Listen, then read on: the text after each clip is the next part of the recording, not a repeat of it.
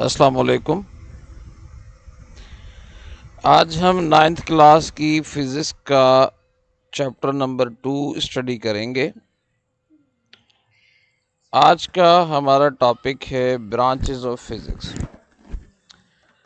असल में फ़िज़िक्स की डेफिनेशन में हमने पढ़ा था कि फ़िज़िक्स के अंदर हम लॉज ऑफ यूनिवर्स के बारे में स्टडी करते हैं, मैटर के बारे में स्टडी करते हैं और एनर्जी के बारे में स्टडी करते हैं। उनका आपस में जो ताल्लुक़ है उसके बारे में स्टडी करते हैं।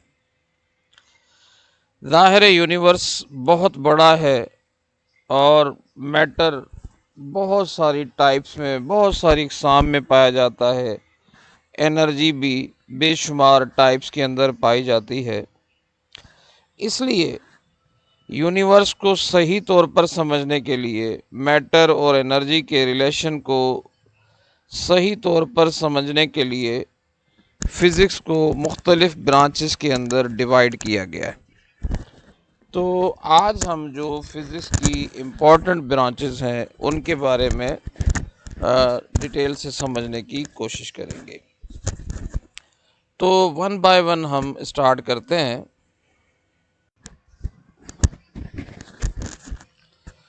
हमारे पास फ़िज़िक्स की जो पहली ब्रांच है उसका नाम है mechanics.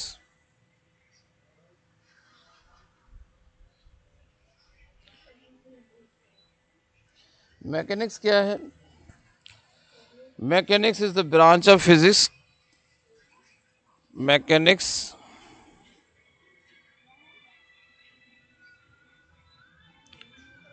is the branch of physics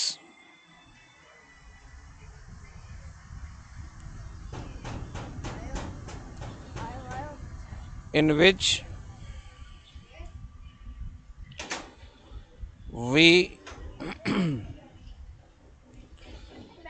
study about force and motion.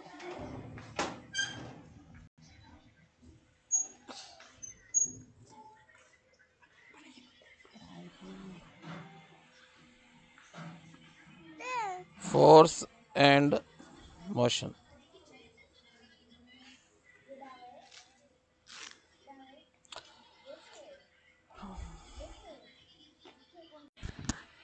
Force और मोशन फिज़िक्स के अंदर एक बहुत ही इम्पोर्टेंट टॉपिक है और बहुत ही डिटेल के साथ फोर्स एंड मोशन के बारे में हम पढ़ते हैं। अच्छा, मोशन क्या होती है? मोशन के बारे में एक पूरा चैप्टर है इसी नाइन्थ क्लास में जो आप डिटेल से पढ़ेंगे।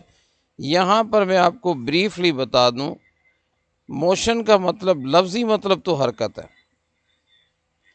लेकिन जो फिज़िक्स के अंदर मोशन का मतलब है कोई ऑब्जेक्ट जो अपनी पोजीशन को चेंज करे। मिसाल के तौर पर ये बाल है जो पॉइंट ए पर पड़ा हुआ है, ये पॉइंट ए इसकी पोजीशन है और अगर ये अपनी पोजीशन को चेंज करता हुआ आगे जाता है, क्योंकि इसकी पोजीशन चेंज हो रही है, तो हम कहेंगे ये वाला जो ऑब्जेक्ट है ये हरकत में है या ये वाला जो ऑब्जेक्ट है ये मोशन में है। तो हम इस ब्रांच के अंदर मोशन के बारे में पढ़ेंगे और साथ साथ फोर्स के बारे में भी पढ़ेंगे। अब फोर्स क्या है उसको ब्रीफली इस तरह से समझ लें कि ये काज ऑफ मोशन है,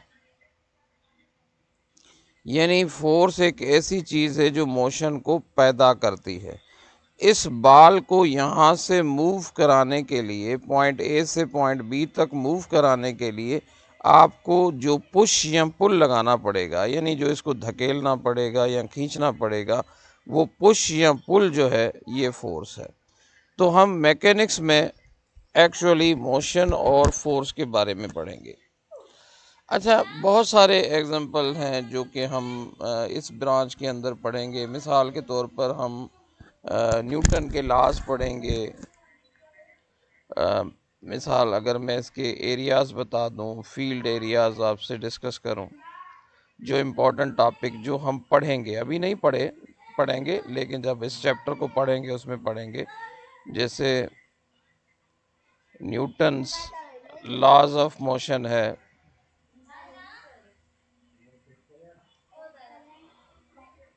सर्कुलर मोशन है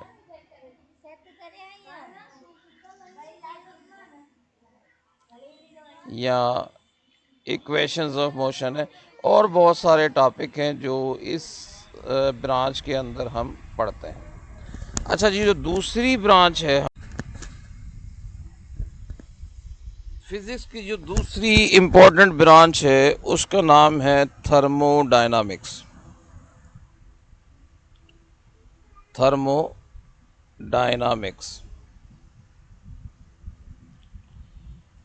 एक्चुअली ये जो थर्मोडायनामिक्स है, ये एक word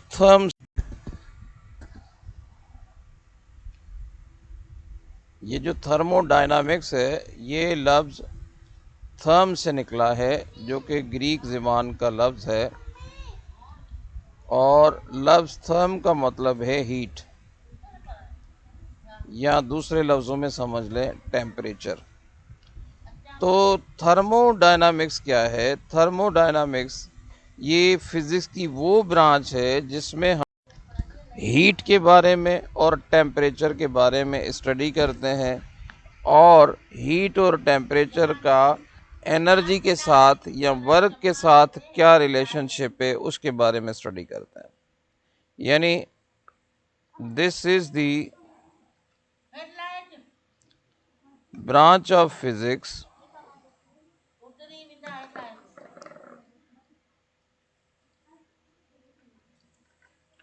in which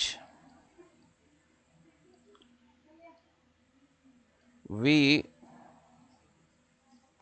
study about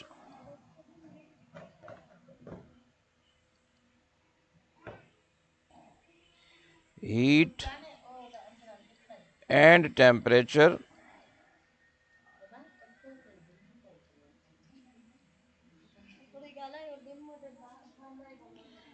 and their relationship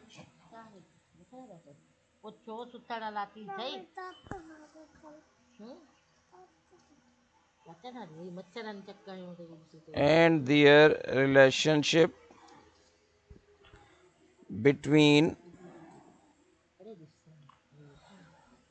या बिटवीन की जगह विथ लिख दें, बेहतर है, विथ वर्क एंड एनर्जी।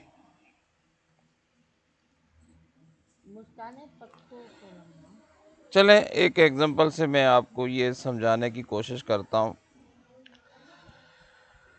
जैसे मिसाल के तौर पर ये कंटेनर है और इस कंटेनर के अंदर कुछ पानी पड़ा हुआ है।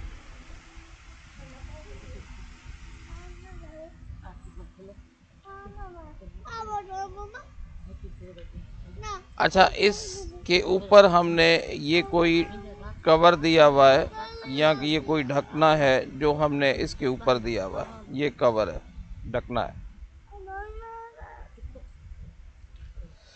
अच्छा, जब हम इसे हीट अप करेंगे, मिसाल के तौर पर हम इसे हीट एनर्जी सप्लाई करते हैं,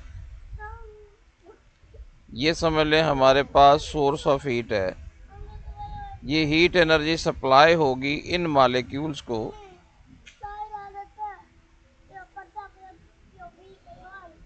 अच्छा जब हीट एनर्जी सप्लाई होगी तो इन मॉलिक्यूल्स का टेम्परेचर इंक्रीज होगा, यानी हीट एनर्जी ने टेम्परेचर को इंक्रीज कर दिया।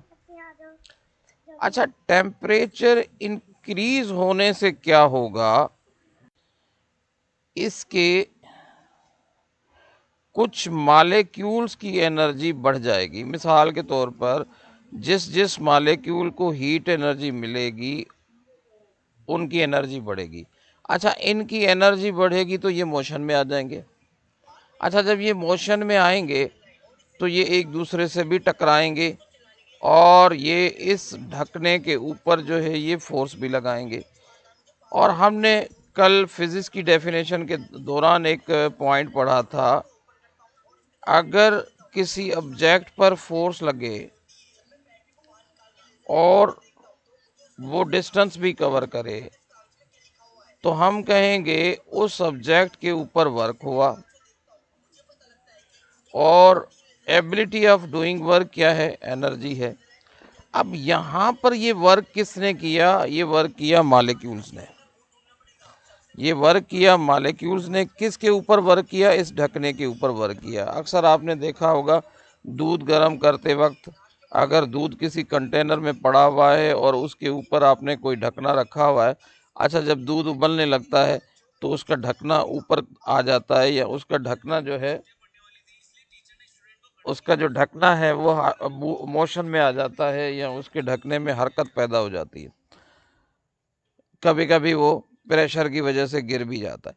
अच्छा, ऐसा क्यों होता है? ऐसा इसलिए होता है कि इन मॉलिक्यूल्स को हीट एनर्जी मिलती है। हीट एनर्जी की वजह से इन पर फोर्स लगता है, ये मूव करते हैं और ये अपनी एनर्जी ट्रांसफ़र करते हैं इस ढकने की तरफ। तो यहाँ पर आप देखें तो हमने क्या किया?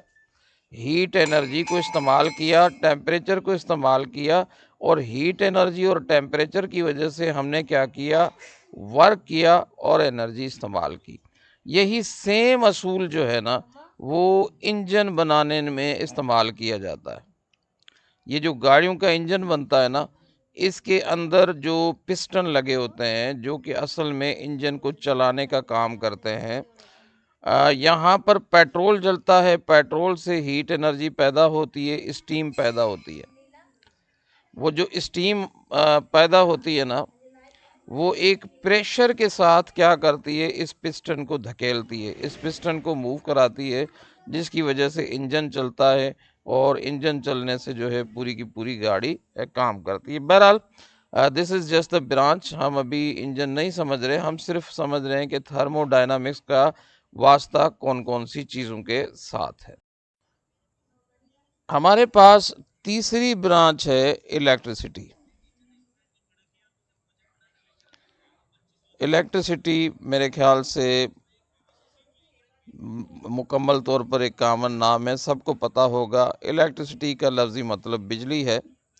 इलेक्ट्रिसिटी में हम किस चीज़ को स्टडी करते हैं? हम कहते हैं it is the branch of physics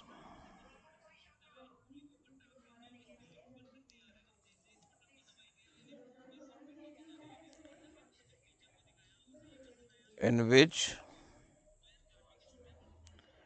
we study about charge।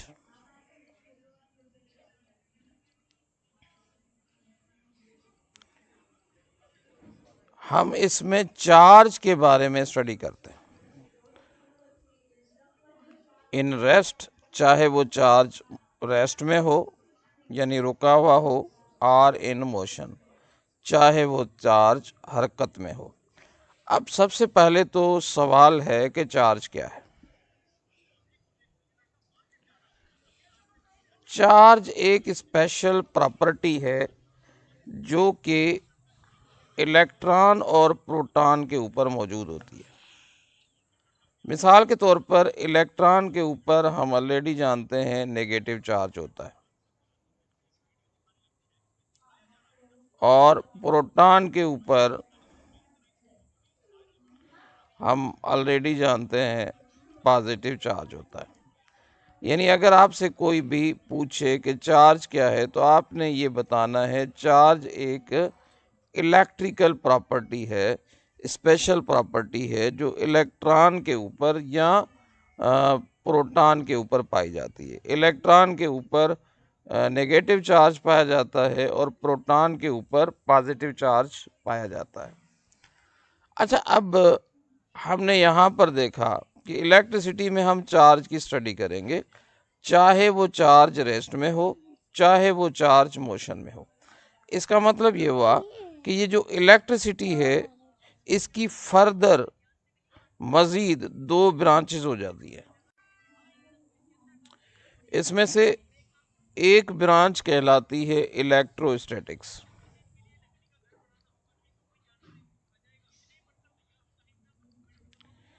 और दूसरी ब्रांच कहलाती है करंट इलेक्ट्रिसिटी।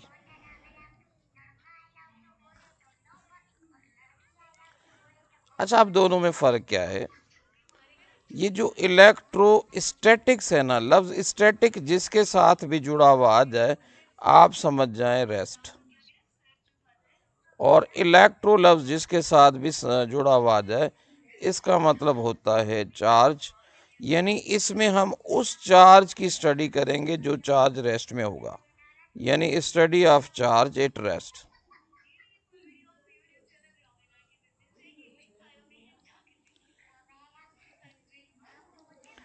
मिसाल के तौर पर ये एक सेल है, रिमोट वाला सेल जो हम रिमोट में यूज़ करते हैं।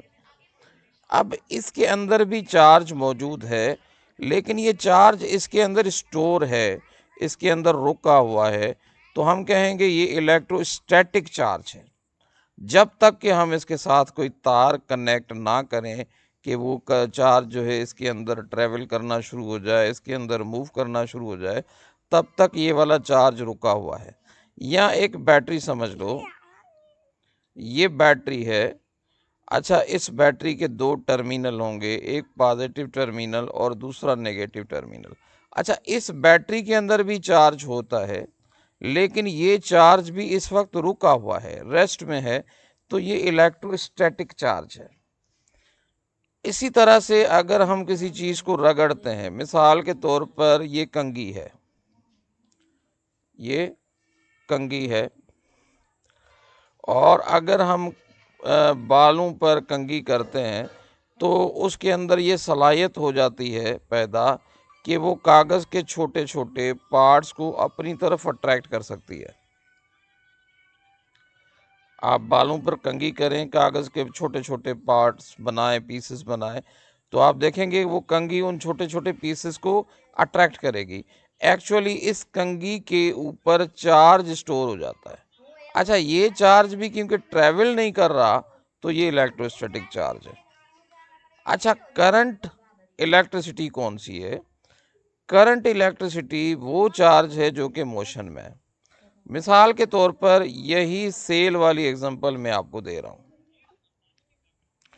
अब इस सेल के साथ हम एक वायर लगाते हैं, उस वायर के साथ एक छोटा सा बल्ब लगाते हैं और ये सेल के दोनों टर्मिनल से कनेक्ट कर देते हैं।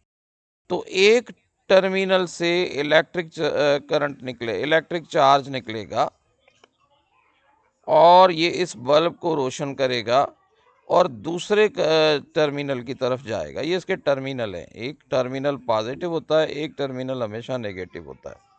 अच्छा, अब इसमें ये चार्ज क्योंकि मूव कर रहा है, फ्लो कर रहा है, इसको करंट कहेंगे। याद रखिएगा, करंट चार्ज वो चार्ज है जो मोशन में होगा। जब तक चार्ज रुका हुआ है उसको करंट नहीं बोलेंगे, करंट तब बोलेंगे जब वो मोशन में होगा। तो आई होप आपको ये वाली ब्रांच भी अच्छे तरीके से समझ में आ गई होगी कि इलेक्ट्रिसिटी फिजिक्स की वो ब्रांच है जिसमें हम चार्ज के बारे में पढ़ेंगे, और वो चार्ज चाहे रेस्ट में हो या वो चार्ज चाहे मोशन में हो। और चार्ज अगर कोई आपसे पूछता है तो आप बता सकते हैं कि ये एक फंडामेंटल या बेसिक प्रॉपर्टी है जो कि इलेक्ट्रॉन और प्रोटॉन के ऊपर पाई जाती है। इलेक्ट्रॉन के ऊपर नेगेटिव चार्ज होता है और प्रोटॉन के ऊपर पॉजिटिव चार्ज होता है। चलें जी, अब नेक्स्ट ब्रांच की तरफ चलते हैं। चौथी ब्रांच का नाम है मैग्नेटिज्म।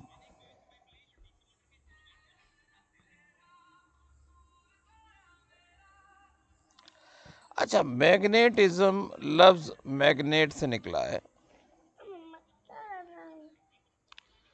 मैग्नेट को उर्दू में हम कहते हैं मकनातीस, और यकीनन आप जानते होंगे कि मैग्नेट क्या है। मैग्नेट एक ऐसा मटेरियल है जो कि अट्रैक्ट करता है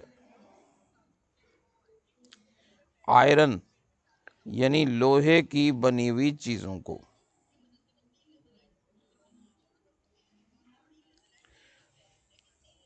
ये आयरन को आप मैग्नेटिक मटेरियल भी बोल सकते हो। अच्छा, इसे मैग्नेटिक मटेरियल क्यों बोलेंगे? इसको आप मैग्नेटिक मटेरियल इसलिए बोल सकते हो कि इसे मैग्नेट अट्रैक्ट करता है। याद रखिएगा, जैसे प्लास्टिक है, लकड़ी है, इसे आप मैग्नेटिक मटेरियल नहीं बोल सकते। अच्छा, अब मैग्नेटिज्म क्या है? मैग्नेटिज्म ये ब्रांच ऑफ फिजिक्स है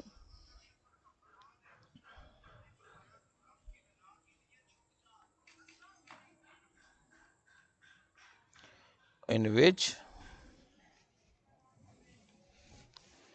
we study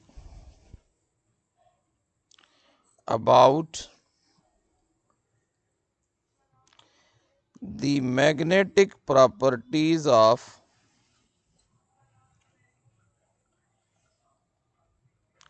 या खाली प्रॉपर्टीज बोल दें आप, प्रॉपर्टीज ऑफ, चले मैं मैग्नेटिक मिटा देता हूँ, प्रॉपर्टीज लिख देता हूँ, प्रॉपर्टीज ऑफ मैग्नेटिक मटेरियल।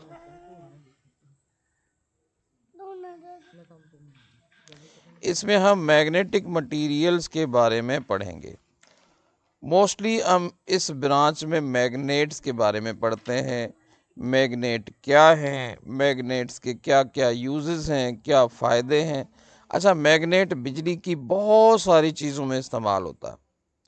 मिसाल के तौर पर मैग्नेट जो है स्पीकर के अंदर इस्तेमाल होता है, लाउड स्पीकर जो होते हैं उनके अंदर इस्तेमाल होता है।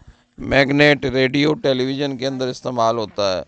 मैग्नेट जो है मोटर के अंदर इस्तेमाल होता है। मैग्नेट जो है वो जनरेटर के अंदर इस्तेमाल होता है।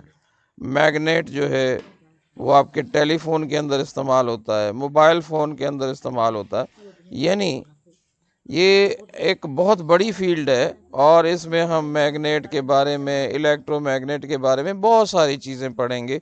जब हम इस ब्रांच को स्टडी करेंगे तो इंशाल्लाह आपको डिटेल समझ में आएगी। अभी तो जस्ट हमने इसे डिफ़ाइन किया है। चलें जी, अब चलते हैं नेक्स्ट ब्रांच की तरफ। अच्छा जी, एटॉमिक फिजिक्स।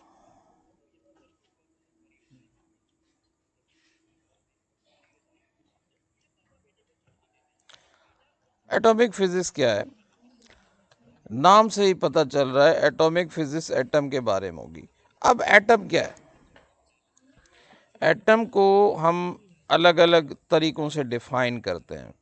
मिसाल के तौर पर एक तो एटम की डेफिनेशन है कि ये स्मॉलेस्ट पार्टिकल ऑफ मैटर है।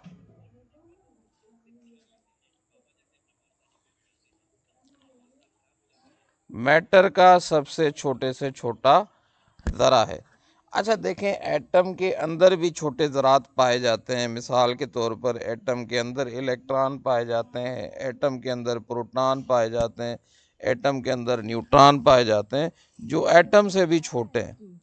लेकिन क्योंकि वो एटम के ही पार्ट हैं, एटम के ही जुज़ हैं, इसीलिए हम कहते हैं जो मैटर का छोटे से छोटा ज़रा है वो एटम है। इसकी मैं आपको एक छोटी सी एग्जांपल दूं। मिसाल, अगर आपसे कोई ये पूछता है कि भाई ये दीवार जो है किस चीज़ से मिलकर बनी है, तो आप बोलेंगे, अगर हम सीमेंट वगैरह को छोड़ दें, मट्टी वगैरह को साइड पे कर दें, तो आप बोलेंगे सर ये जो दीवार है वो ईंटों से मिलकर बनी है। अच्छा, दीवार का सबसे छोटे से छोटा यूनिट क्या है भाई? इसका सबसे छोटे से छोटा यूनिट जो है वो ईंट है। लेकिन अगर आप थोड़ा गहराई में जाएंगे तो ईंट भी तो मट्टी की बनी हुई है, उसमें भी तो छोटे छोटे ज़रात हैं। बिल्कुल इसी तरह से कोई भी मैटर हो वो एटम का बना होता है। यानी मैटर का जो छोटे से छोटा ज़रा है वो एटम है। हालांकि एटम सबसे छोटा ज़रा नहीं है। एटम के अंदर और दुनिया मौजूद है। एटम के अंदर बीच में न्यूक्लियस होता है, उस न्यूक्लियस के अंदर प्रोटॉन भी होते हैं, उस न्यूक्लियस के अंदर न्यूट्रॉन भी होते हैं, और एटम के इर्द गिर्द इलेक्ट्रॉन मूव करते हैं मुख्तलिफ शेल्स में, मुख्तलिफ आर्बिट्स में। ये शेल्स होते हैं जो रास्ते होते हैं जिसमें इलेक्ट्रॉन मूव कर रहे होते हैं। इस तरह से एटम जो है इसका एक पूरे का पूरा स्ट्रक्चर होता है, एक पूरे की पूरी कंपोजिशन होती है, बनावट होती है। एटॉमिक फिजिक्स में हम एटम की डिटेल पढ़ेंगे। यानी this is the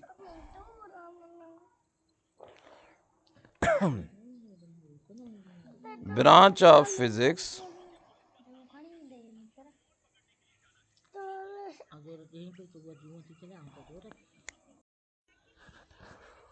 this is the branch of physics in which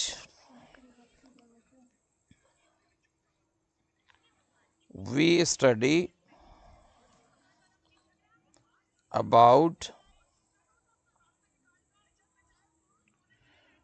composition. Composition लफ्ज का मतलब होता है बनावट,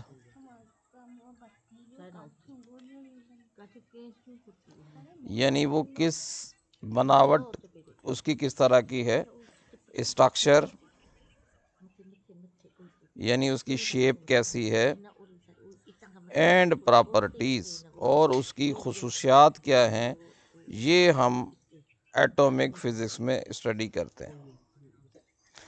चलें जी, नेक्स्ट ब्रांच की तरफ चलते हैं। हमारी ब्रांच नंबर 6 है ऑप्टिक्स। अच्छा, ऑप्टिक्स का लफ्जी मतलब है लाइट। ऑप्टिक्स का लफ्जी मतलब है लाइट। इसमें इस ब्रांच में हम रोशनी के बारे में, यहाँ पर लाइट के मतलब है रोशनी, इसको बिजली मत समझ लीजिएगा, क्योंकि आम तौर पर हम उर्दू में लाइट का मतलब बिजली लेते हैं कि लाइट आ गई, लाइट चली गई। यहाँ पर लाइट से मुराद रोशनी है। ऑप्टिक्स का मतलब लाइट है। Optics it is the branch of physics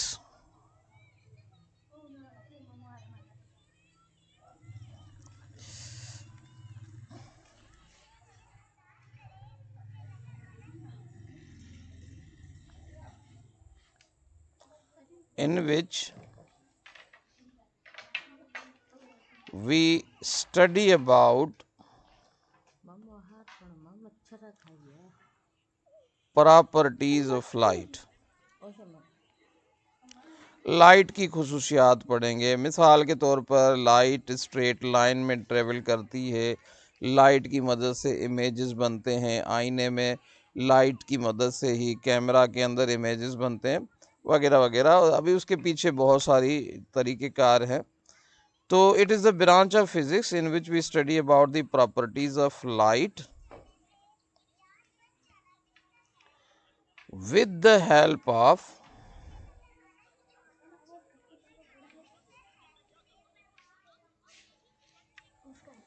optical instruments।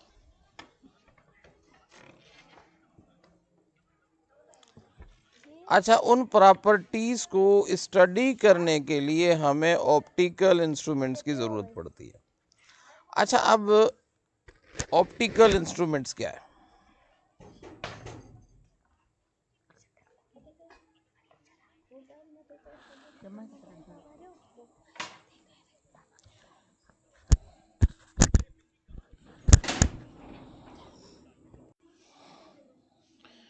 Optical instruments वो तमाम आलात हैं, वो तमाम डिवाइसेस हैं जो किसी न किसी तरह से हमें देखने में मदद करती हैं, या जिनकी मदद से किसी भी तरह के इमेजेस बनते हैं। मिसाल के तौर पर एक कुदरती ऑप्टिकल इंस्ट्रूमेंट है इंसान की अपनी आँख, यानी ह्यूमन आई। ये भी एक तरह का ऑप्टिकल इंस्ट्रूमेंट है कि हम इसे देखते हैं। बिल्कुल इसी तरह से तमाम तर लेंसेस। अब लेंसेस क्या है? जैसे जो हम चश्मा पहनते हैं उसके अंदर जो शीशा लगता है वो एक तरह का लेंस है। कैमरा के अंदर भी लेंस लगता है, आपके टेलीस्कोप के अंदर भी लेंस लगता है। कैमरा खुद भी एक ऑप्टिकल इंस्ट्रूमेंट है। मिरर क्या है? मिरर भी एक तरह का ऑप्टिकल इंस्ट्रूमेंट है। टेलीस्कोप क्या है? टेलीस्कोप भी एक तरह का ऑप्टिकल इंस्ट्रूमेंट है। टेलीस्कोप क्या होता है? टेली मतलब दूर, स्कोप मतलब देखना, यानी ये वो डिवाइस है जिससे हम दूर की चीज़ों को देखते हैं। जैसे चांद को देखना हो, उसके सरफेस को देखना हो तो हम टेलीस्कोप यूज़ करते हैं। या माइक्रोस्कोप है। माइक्रो मतलब छोटे, स्कोप मतलब देखना। माइक्रोस्कोप का मतलब ये एक ऐसी डिवाइस है जिससे हम छोटी चीज़ों को, जैसे सेल को, वायरसेस वगैरह को, बैक्टीरिया वगैरह को देखने का काम करते हैं। ये सारे के सारे ऑप्टिकल इंस्ट्रूमेंट्स हैं, और इन ऑप्टिकल इंस्ट्रूमेंट्स की मदद से हम लाइट की प्रॉपर्टीज़ को मालूम करते हैं या लाइट की प्रॉपर्टीज़ के बारे में स्टडी करते हैं।